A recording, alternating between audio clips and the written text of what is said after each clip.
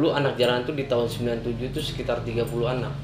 Tetapi pas di tahun 98 itu tragedi 98, itu anak-anak jalanan tuh semakin banyak. Karena terjadinya memang ekonomi masyarakat itu anjlok dan merosot. Kita harus ke jalan, robohkan setan yang berdiri mengamankan. Oh ya, oh ya, oh ya, oh ya. Jalan itu anak yang kegiatan mengamen, tidur, semua itu di jalan. Kebetulan kalau anak yang terlantar ini anak yang kegiatan di jalan hanya mencari nafkah tetapi pulang ke rumah. Sedangkan anak yang bermasalah dengan hukum, ini biasanya anak-anak ini yang terlibat tindak kriminal. Yang keempat ini anak balita terlantar, biasanya anak yang dieksploitasi oleh orang tuanya, dibawa mengamen atau disewakan. Yang kelima itu anak broken home, kebetulan anak-anak yang memang ada tindak kekerasan atau kurang kasih sayang dan perhatian dari orang tuanya. Terus yang keenam ini kebetulan memang remaja bermasalah, anak yang di atas 18 tahun sudah kategori remaja, biasa mereka masih aktivitas di jalan, seperti itu. Di awal gue tuh jual kantong. Gue jual kantong tuh di pasar Minggu. Enggak, di Kramat Jati dulu. Kramat Jati, gue punya kenal teman. Ya inisialnya aja lah, namanya dah Erda gitu ya. Gue gue ide sama dia. Kok dia bisa dapat banyak, kan ternyata dia sampingan itu ramen. Gue maksa dia kan, karena gue pengen kayak dia, gue maksa dia ikut dia, makanya gue ngambil sampai sekarang. Kami bertanya, tolong kau jawab dengan cinta.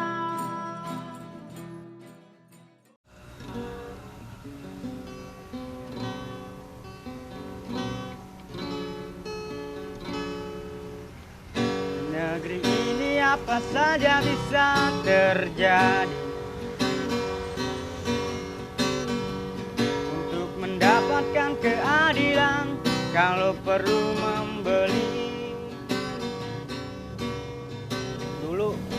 Dulu kita emang di jalan udah lama. Dari kecil, dari pas SMP lah kita udah di jalan. Terus kita sempat masuk rumah singgah gitu, masuk ke yayasan. Lama juga di sana, sempat sekolah di sana. Cuman rumah singgah swasta, jadi belum ada bantuan dari pemerintah. Ini cerita lama, tapi nyatanya sampai kini masih sama. Yang gila lagi, orang gila masuk persidangan. Punya pengacara yang juga gila, hakimnya gila, jaksanya gila.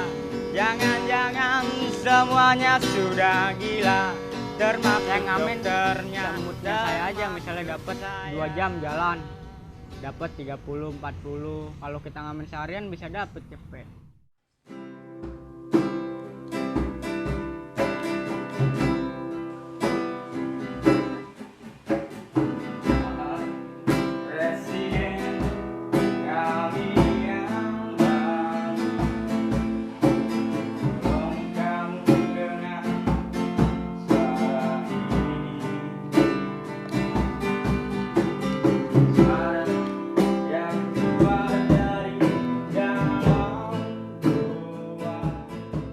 Kalau kontribusi memang kita kebetulan kan hanya sekedar mitra ya, mitra dengan pemerintah. Paling ketika kita mendapatkan anggaran seperti PKSA dan PKS ini kan memang per anak ini ada yang dapat 1,5 juta, ada yang dapat 1 juta, ada yang dapat 750. Jadi ada kategorinya ya, seperti anak jalanan dan anak terlantar. Itu mereka kategorinya mendapatkan bantuan itu setahun itu 1.500.000. Sedangkan yang 1 juta ini biasanya anak-anak ya, yang bermasalah dengan orang tuanya atau kabur dari rumah, yang kita bilang kita kategorikan juga hardcore atau anak terlantar juga. Itu biasanya per tahun itu dapat 1 juta. Sedangkan balita terlantar atau anak yang di bawah umur 5 tahun ini biasanya dipekerjakan dengan orang tuanya, biasa mendapat anggaran itu hanya setahun itu, selama setahun itu 750.000.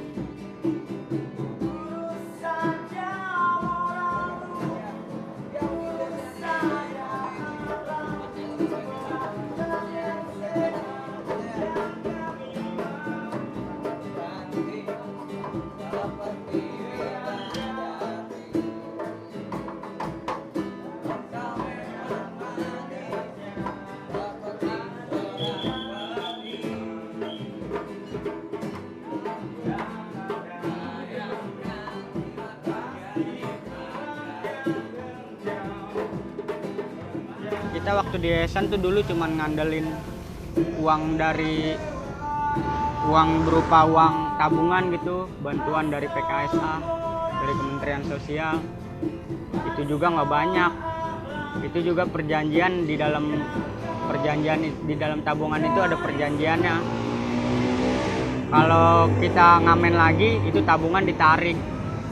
Itu namanya tabungan program PKSA. Dulu kita dikasih per anak itu 1.500.000. Cuman kita sebulan ngambil paling 200, sebulan 200. Kita juga kan sekolah dari rumah singgah, cuman rumah singgah kan juga swasta. Belum ada pemasukan yang pasti gitu. Akhirnya saya keluar sekolah, tapi saya ambil program tabungan itu. Cuman saya masih nyolong-nyolong waktu, kepaksa karena kebutuhan juga. Habis uang 200.000 kan dari pemerintah, sebulan 200.000. Ya nggak bakal cukup buat makan, buat segala macem, belum kita lagi sakitnya, nggak ada jaminan kesehatan. Ya akhirnya kita terpaksa ngamen diam-diam. Ya kalau ada kantip, ada dinsos, kita langsung hindarin diri aja secepat mungkin lari.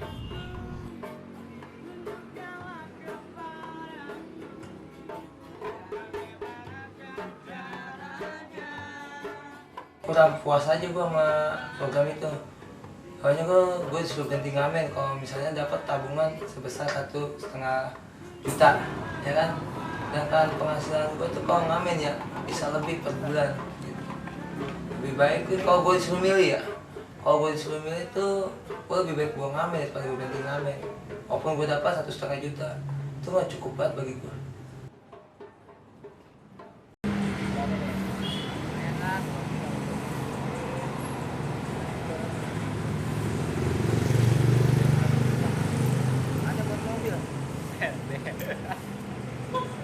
Ya sama.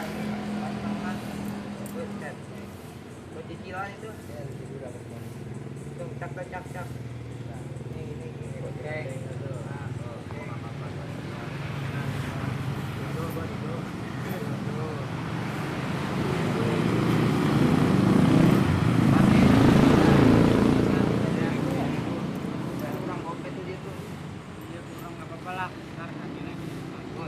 Balik kemana nih?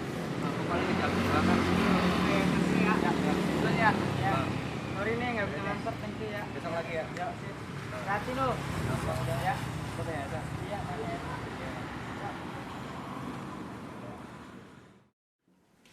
Kita jalan bareng lagi aja ya. Iya, ada mirip sana.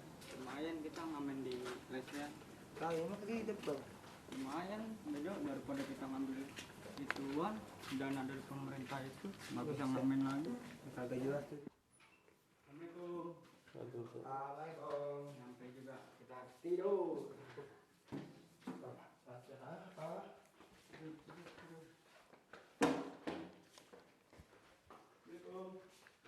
Woi, ada orang nggak?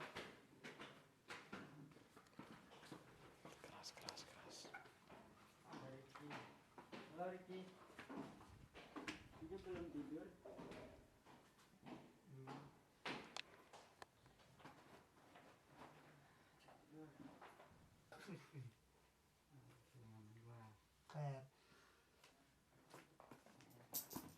Nyambung hidup. 10.000 cuman sebentaran doang. Lumayan.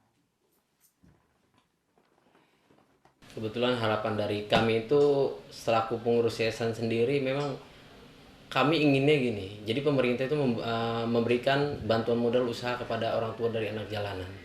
Jadi dengan mereka diberikan usaha, jadi orang tua itu mempunyai usaha. Dari hasil usahanya mereka, di situ memang orang tua kan bisa menyekolahkan anak, memberikan kebutuhan anak. Jadi anak ini tidak turun ke jalan atau sebagai korban eksploitasi anak.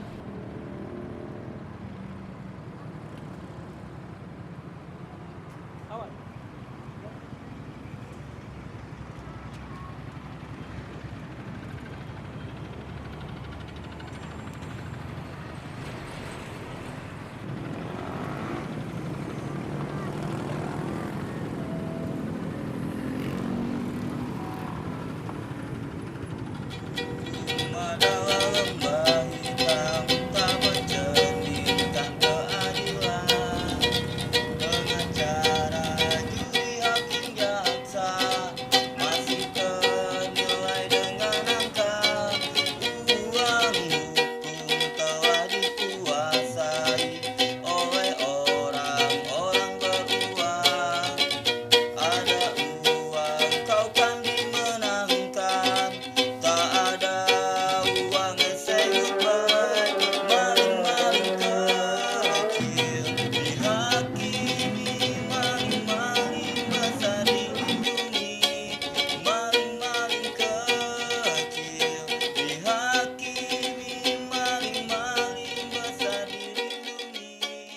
harapan gue buat pemerintah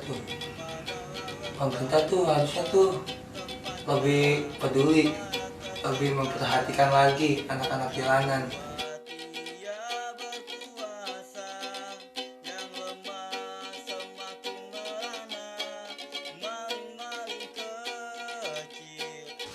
Kami itu penerus bangsa, punya keinginan hidup yang layak seperti yang lain. Tolong lihat kami.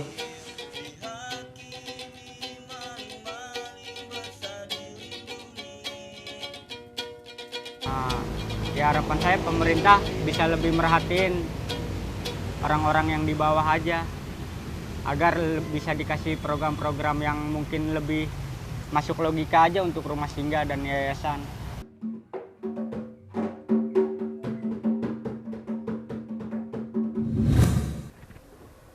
Ya, assalamualaikum Pak Kepunyanya ya. Ya, maaf lah kehadiran ayah mengganggu jangan semuanya Bunda ya. Jam gini, mobil ini di jam di masih atau lagi nggak punya mereka aja mereka bagi satu sama yang Bunda ya. Hidupku dalam permainan, kerja bakti bumi kesenangan orang lain, tikung orang, dicoreng orang, dipaksa tampil sebagai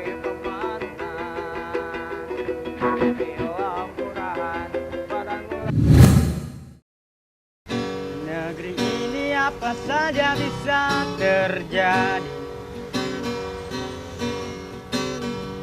Untuk mendapatkan keadilan, kalau perlu membeli yang hitam.